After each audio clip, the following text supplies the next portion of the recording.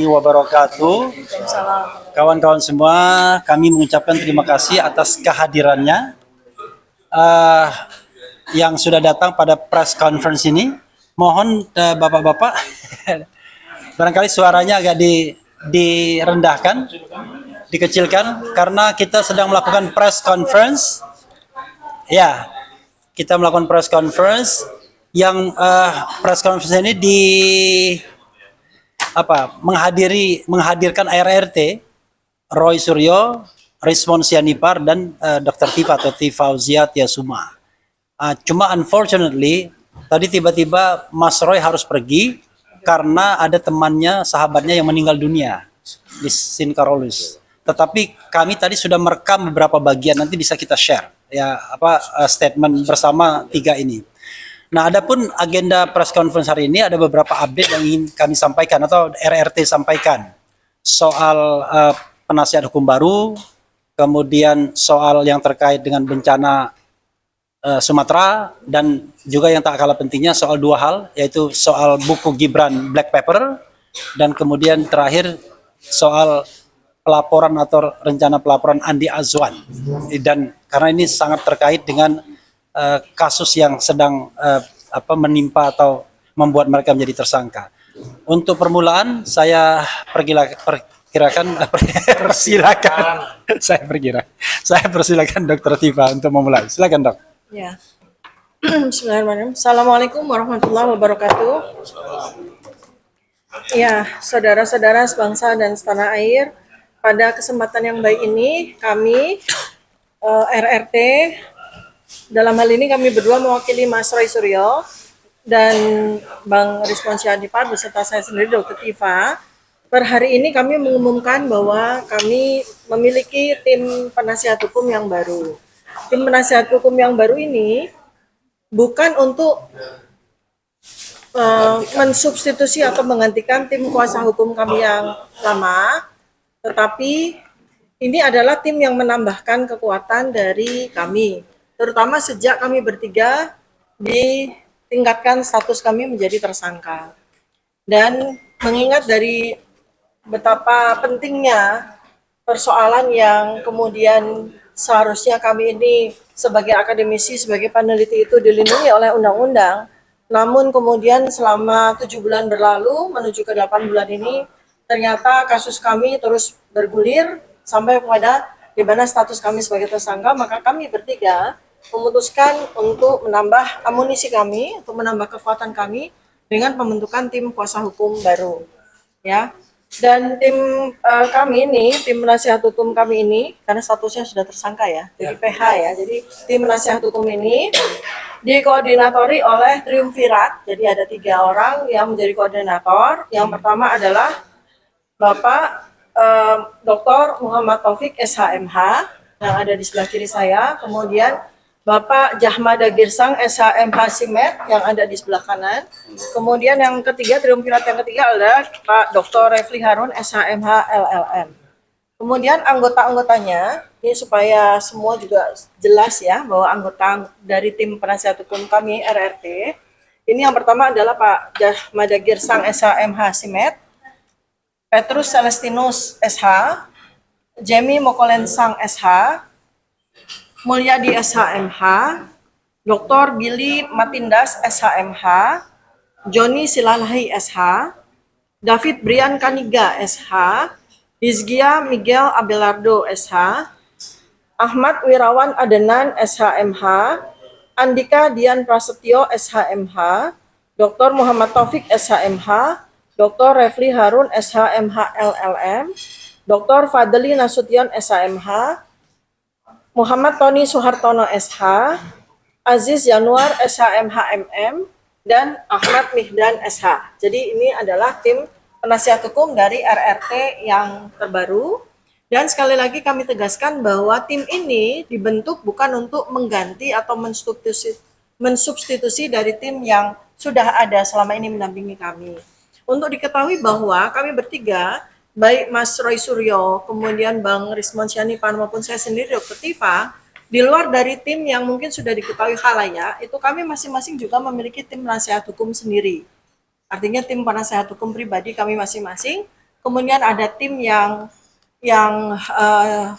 mengampu dari Mas Roy Suryo, kemudian Bang Rismon Sianipar, dan saya sendiri Dr. Tifa, dan sekarang ini tim kuasa hukum dari RRT. Nah, sekaligus ini juga kami menggarisbawahi kepada semuanya bahwa selama perjuangan sejak tanggal 15 April 2025, ketika kami melakukan penelitian di Universitas Gadjah Mada bertiga sebagai seorang peneliti akademisi kami bertiga, dan kemudian ternyata langkah kami ini dikriminalisasi oleh beberapa pihak, termasuk diantaranya adalah mantan Presiden Joko Widodo. Kemudian kami mendapatkan serangkaian laporan polisi, itu kami didampingi oleh beberapa tim penasihat hukum. Nah, setelah status kami naik dari dulu dari saksi, kemudian terlapor, kemudian naik lagi per tanggal 7 November 2025 itu sebagai tersangka, maka kami memutuskan untuk harus menambah kekuatan dengan tim kuasa hukum bentukan yang dipimpin oleh triumvirat yang ada di sini. Jadi itu yang perlu kami sampaikan. Kemudian yang kedua adalah, nanti bisa ditambahkan juga Mbak Risma. Yang kedua adalah, apakah kami sebagai akademisi dan peneliti itu surut langkah kami untuk terus menjalankan fungsi dan amanah kami sebagai peneliti untuk memberikan jawaban terhadap pertanyaan-pertanyaan yang selama ini menggelisahkan dan membuat rakyat Indonesia itu tidak mendapatkan kejelasan, di mana persoalan ijazah Joko Widodo itu sudah kami tunaikan tugas kami. Sudah finish, sudah selesai. Dari sisi scientific base itu sudah selesai. Dan hasil penelitian mengenai otentitas keaslian dari ijazah Joko Widodo sudah kami bukukan dalam buku Jokowi's White Paper. Kemudian pertanyaan besar yang kedua yang belum mendapatkan kejelasan adalah tentang status atau riwayat pendidikan Gibran Raka Buming Raka. Dan itu menjadi penelitian kedua kami yang sekarang ini sedang kami jalankan, dan insya Allah kami juga akan pertanggungjawabkan dalam bentuk buku ilmiah yang sudah juga kami announce dengan judul bukunya adalah Gibran's Black Paper. Artinya itu terus berjalan. Ada rumors atau ada dugaan dari masyarakat yang beredar bahwa akibat dari penelitian yang kami lakukan terkait dengan riwayat pendidikan Gibran, di mana salah satu dari langkah action research kami action research kami yaitu salah satunya Mas Roy Suryo itu pergi ke Australia, ke Sydney untuk melakukan observational study bersama dengan para saksi, dan kemudian juga meneliti terkait dengan situs-situs ataupun tempat-tempat di mana diklaim itu sebagai tempat di mana Gibran kuliah atau sekolah di sana. Terus kemudian ketika Mas Roy Suryo itu pulang, kemudian status kami meningkat menjadi tersangka, itu rumors yang beredar di masyarakat. Nah, apapun itu, kami perlu sampaikan bahwa kami tidak surut langkah. Jadi kami bertiga terus menjalankan penelitian ini, karena ini adalah tugas dari peneliti untuk mendapatkan jawaban yang valid berbasis sains, ya. Itu pertanggungjawaban ilmiah kami. Nah, nanti apakah kemudian nanti akan ada persoalan lagi di kami gitu ya. Kami dikriminalisasi lagi gara-gara kami melakukan penelitian yang dilindungi sebetulnya oleh undang-undang, ya kami serahkan nanti nasihat hukum yang tentu saja kami akan sangat tunggu ya dari para penasihat hukum kami gitu. Kemudian yang ketiga adalah bahwa RRT pun juga sangat prihatin ya, sangat concern dengan bencana yang terjadi di Sumatera, ya, di mana kami berpikir, ya, karena kami masing-masing memiliki ilmunya untuk membantu bagaimana memecahkan persoalan yang terjadi akibat dari bencana banjir yang terjadi di Sumatera sesuai dengan ilmu yang kami miliki. Jadi RRT akan berkontribusi untuk menggunakan ilmu yang kami miliki untuk membantu agar bencana tersebut pertama adalah bisa diantisipasi agar tidak semakin meluas. Jadi artinya ada mitigasi risiko yang bisa kami lakukan dengan ilmu kami, baik dari ilmu digital forensik, ilmu telematika maupun ilmu epidemiologi yang saya miliki. Jadi kami akan kontribusi di situ. Kemudian selanjutnya juga kami akan melakukan langkah-langkah antisipasi dampak dari bencana. Itu yang kami lihat juga belum dilakukan secara komprehensif ataupun betul-betul sesuai dengan kebutuhannya, ya. Sebagai contoh dari ilmu saya nanti yang akan saya sampaikan, nanti Bang Rismon akan menambahkan dari ilmu beliau, ya. Jadi akan segera kami lakukan bersama-sama dengan teman-teman sejawat dokter dan para epidemiolog yang sudah saya hubungi, ya, sudah kami hubungi. Kami akan melakukan epidemi radar for flood area, ya, early warning health surveillance. Jadi itu adalah bagaimana kita akan melakukan mapping, kemudian kita akan melakukan studi observasi terkait dengan kebutuhan-kebutuhan dan antisipasi apa yang terjadi pada daerah yang mengalami bencana tersebut. Ya, kemudian itu kami juga nanti akan lakukan berbasis digital, ya. Itu kemudian kami akan juga membuat laporan secara real time, pemetaan penyakit berbasis desa dan area. Kemudian kami akan melakukan pattern atau metode deteksi pola penyakit, ya, sebelum meledak. Jadi ini kan sebentar lagi itu akan terjadi pandemi akibat dari dampak bencana tersebut, ya. Nah, ini kontribusi kami. Kemudian kami juga akan melakukan mapping terhadap bakteri dan virus yang berkemungkinan akan muncul pasca bencana. Kemudian kami akan melakukan Community and Immunity Restoration Program atau yang kami singkat sebagai CIRP, ya. Jadi ini pasca banjir, sistem masyarakat secara kesehatan itu kan ambruk, hancur, sehingga kami akan melakukan beberapa metode yang nanti akan segera kami jalankan. Jadi itu dari saya. Selanjutnya mungkin Bang Rismon bisa melanjutkan, ya, dari apa yang kami sampaikan. Saya menambahi, ya, beberapa poin yang ingin saya tambahkan, ya. Pertama, terkait dengan akan sedang kita kaji, ya, terutama hal-hal yang berkaitan dengan rekayasa digital yang kami duga dilakukan oleh Andi Aswan berikut dengan Joshua Sinambela, ya. Ada 2 laporan sebelumnya yang telah ditolak oleh Bang Rustam Effendi dan Bang Beni Farafat, ya.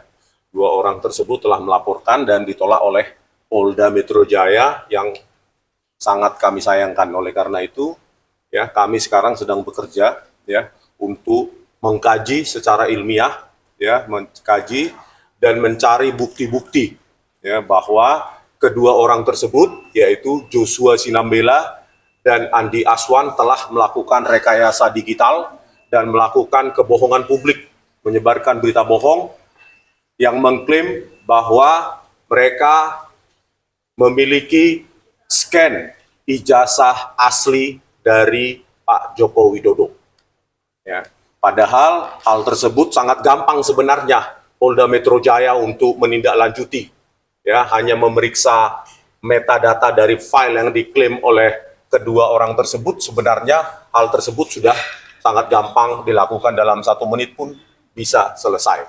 Tetapi, ya, karena ditolaknya laporan oleh Bang Beni Farafat dan Bang Rustam Effendi oleh Polda Metro Jaya, maka kami akan mendukung, ya, dengan cara melakukan kajian ilmiah secara komprehensif, ya, dengan sangat-sangat detail dan komprehensif berbasis kajian ilmiah untuk dijadikan bukti, ya, bukti ilmiah bahwa telah dilakukan rekayasa sehingga apa yang diupload oleh Dian Sandi Utama hanya dengan teknik registrasi citra itu diklaim menjadi seolah-olah hasil scan ijazah Joko Widodo. Kami menginginkan, menghendaki agar Polda Metro Jaya bekerja secara profesional, ya, karena, ya, kami berkepentingan.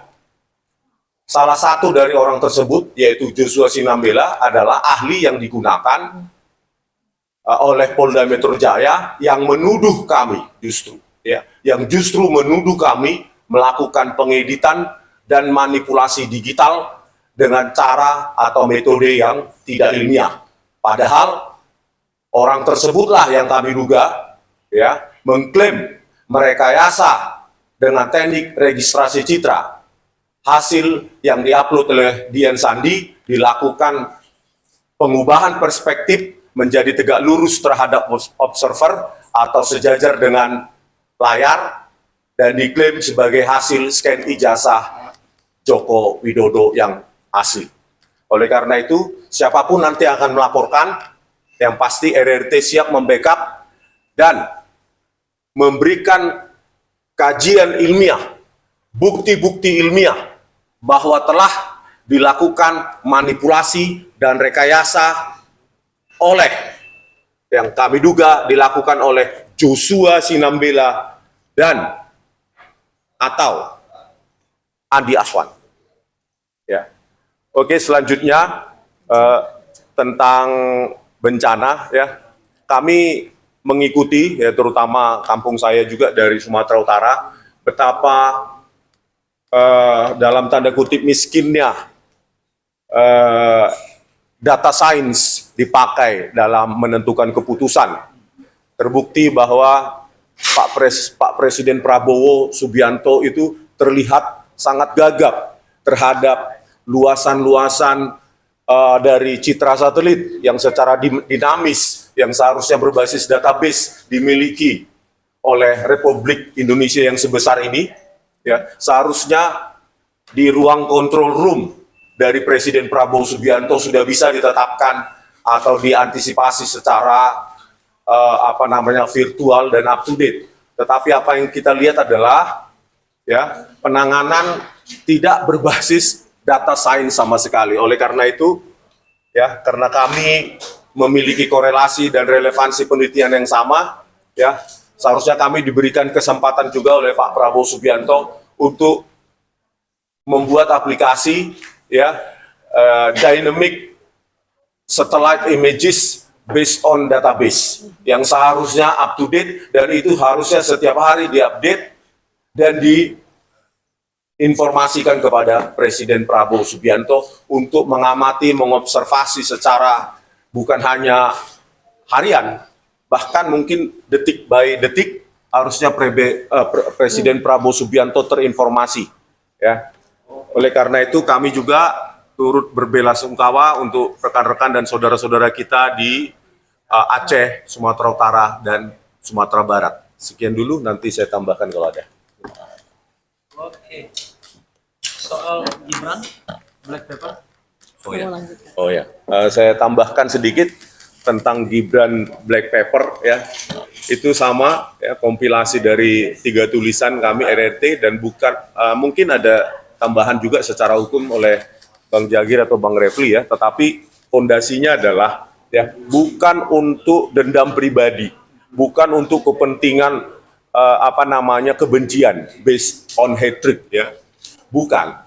Tetapi kita ingin, ya, besok, ya, KPU dalam menentukan setidaknya wakil presiden dan presiden itu berdasarkan data yang benar-benar sudah tervalidasi dan itu diumumkan kepada publik.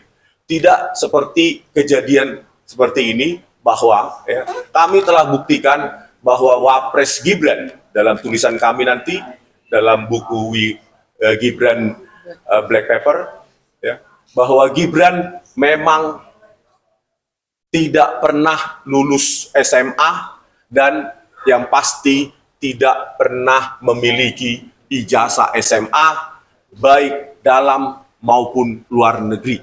Apapun dampak hukumnya dan dampak ketatanegaraannya itu di luar skop atau domain kami sebagai peneliti. Ya, begitu. Terima kasih. Mohon menambahkan Dr. juga. Ya, dari sudut ilmunya.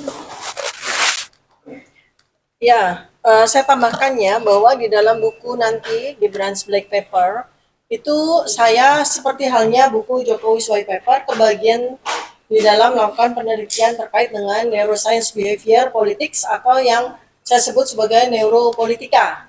Jadi sekali lagi bahwa kontribusi saya adalah pada ilmu saya, ilmu kedokteran berbasis anatomi, fisiologi, dan neuroscience. Ini juga rumors banyak beredar yang mengatakan bahwa Dr. Tifa itu tidak melakukan pekerjaan sesuai dengan domainnya, ikut-ikutan melakukan digital forensik dan sebagainya, itu salah besar, ya. Jadi yang saya lakukan adalah yang saya sebut sebagai ilmu neuropolitika. Dan Ilmu ini juga saya aplikasikan pada penelitian saya terkait dengan Gibran Rakabuming Raka. Objek kajiannya adalah narasi yang dilakukan oleh yang bersangkutan, perilaku yang ditunjukkan melalui video-video yang ada pada media maupun media sosial, dan itu yang menjadi objek kajian. Ada beberapa ilmu dalam domain neuropolitika yang bisa digunakan untuk membantu pekerjaan dari Bang Rismon dan Bang Mas Roy ya, untuk kalau mereka itu kajiannya adalah objek mereka adalah benda mati, yaitu riwayat pendidikan, dokumen yang bisa dikaji secara digital forensik. Kalau saya itu menambah dari sisi perilaku, ya, yang kemudian bisa dikuantifikasi secara statistik, itu ya. Nanti lebih jelasnya kalau bukunya sudah jadi nanti kami akan jelaskan secara lebih detail.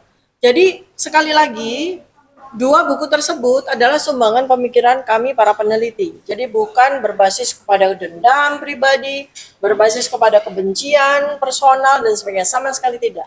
Ini menjadi sebuah cara bagi kami untuk membersihkan sejarah Indonesia dari kegelapan dan ketidakjelasan terkait dengan riwayat pendidikan para pejabat yang sangat penting bagi masa depan negara Indonesia ini. Bang Jagir mungkin mau ngomong soal menjadi kuasa hukum atau penasihat hukum RRT sebelum nanti pertanyaan dari media ya. Silakan.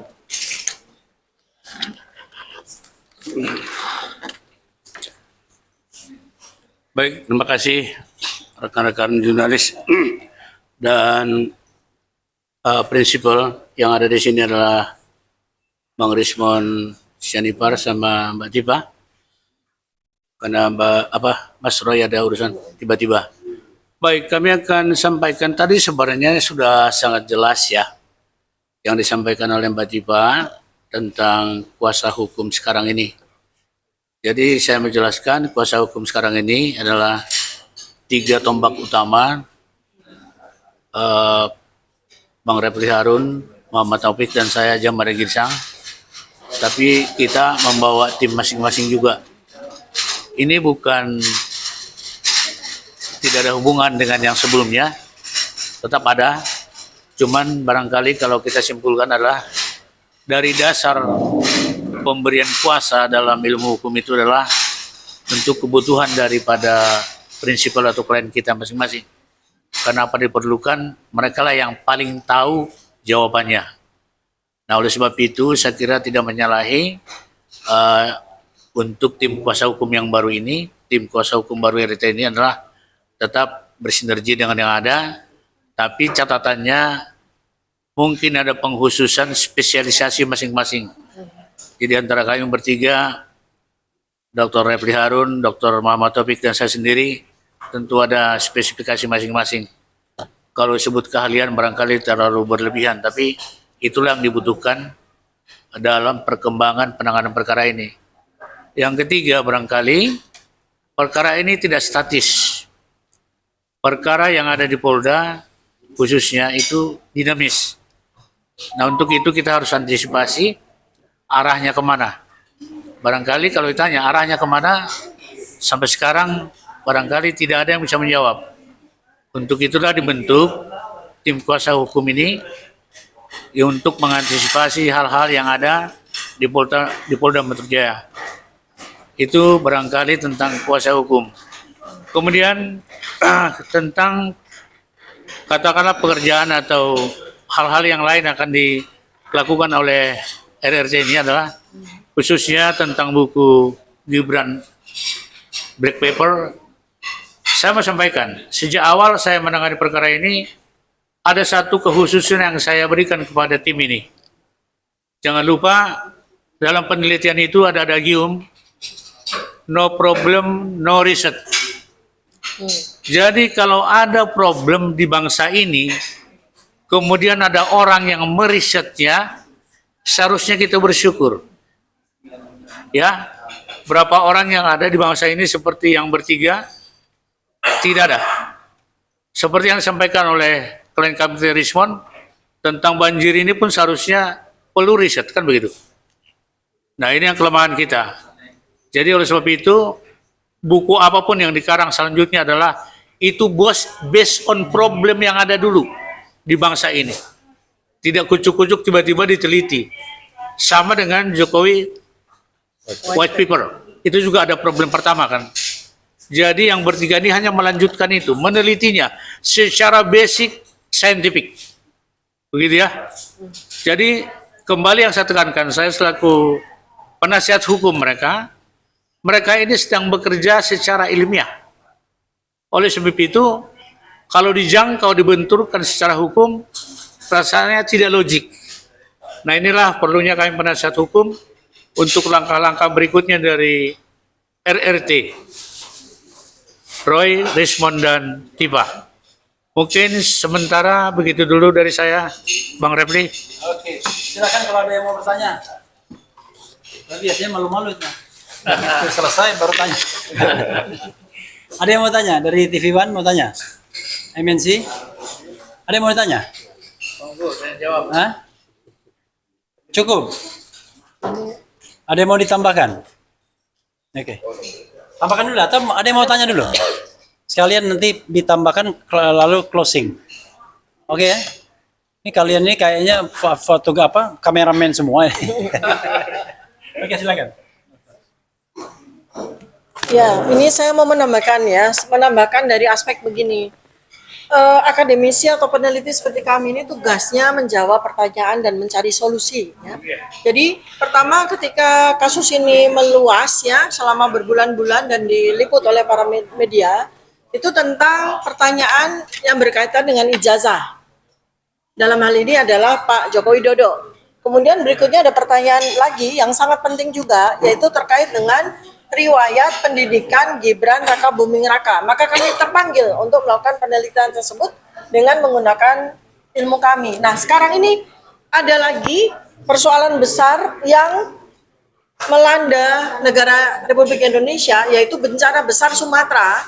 Dan untuk diketahui bahwa bencana ini belumlah berakhir, ya. Karena situasi yang terjadi, kerusakan hutan dan sebagainya itu akan terus menjadi sebuah domino efek. Maka kami bertiga kembali lagi terpanggil untuk mencarikan solusi atas bencana ini dengan menggunakan ilmu kami ya. Jadi itu yang perlu kami tekankan betul, bahwa ketika seorang akademisi, peneliti, ilmuwan sedang bekerja, mohon jangan diganggu dengan upaya-upaya pemindaan dan sebagainya. Sebab ilmu kami sangat penting. Ilmu kami sangat berguna untuk rakyat Indonesia. Ya, jadi ini kami sekarang ini sudah mulai untuk melakukan pengkajian dan kemudian mencari solusi berbasis data science atas bencana besar Sumatera. Ya, dengan menggunakan ilmu epidemiologi, ilmu biosurveillance dan menggunakan ilmu data digital forensik. Itu sekali lagi kami tekankan di sini. Bayangkan kalau para ilmuwan seperti kami ketika sedang menjalankan tugasnya kemudian dikriminalisasi dan dipidana, alangkah sangat ruginya Indonesia. Demikian yang bisa saya sampaikan, mudah-mudahan bermanfaat penjelasan kami dan mohon doanya agar kami bertiga, Roy Suryo, Rismond Syanipar, dan saya Dr. Tifa, bisa menjalankan fungsi dan tugas kami untuk membantu mengatasi bencana besar Sumatera dengan cepat. Terima kasih. Assalamualaikum warahmatullahi wabarakatuh. Waalaikumsalam warahmatullahi wabarakatuh. Ini apa ini? Sama-sama. Dua-duanya. Ya, kawan-kawan semua, secara teknis sudah selesai ya press conference-nya, kecuali ada yang mau bertanya. Tetapi saya hanya ingin mengatakan di samping saya ada Al-Ghatiri, salah satu lawyer juga, tetapi setelah sesi ini selesai ya, kalau mau bertanya mengenai perkembangan soal ijazah Jokowi yang ditutup itu, ternyata KPU mengundang untuk melihat yang lengkapnya, yang 9 item ditutup. Kemudian juga ada pengalaman mengenai Bonatua Silalahi yang tiba-tiba mencabut kuasa, dan itu konon ya, diduga terkait dengan Gibran juga. Karena Gibran ini kan sesuatu yang pasti akan naik ke permukaan, masih sebagai wakil presiden dan potensi untuk impeachment ada. Itu saja ya, kita cukupkan. Mudah-mudahan bermanfaat dan kita nanti kapan-kapan mengundang kawan-kawan untuk RRT update ya, mudah-mudahan. Wassalamualaikum warahmatullahi wabarakatuh.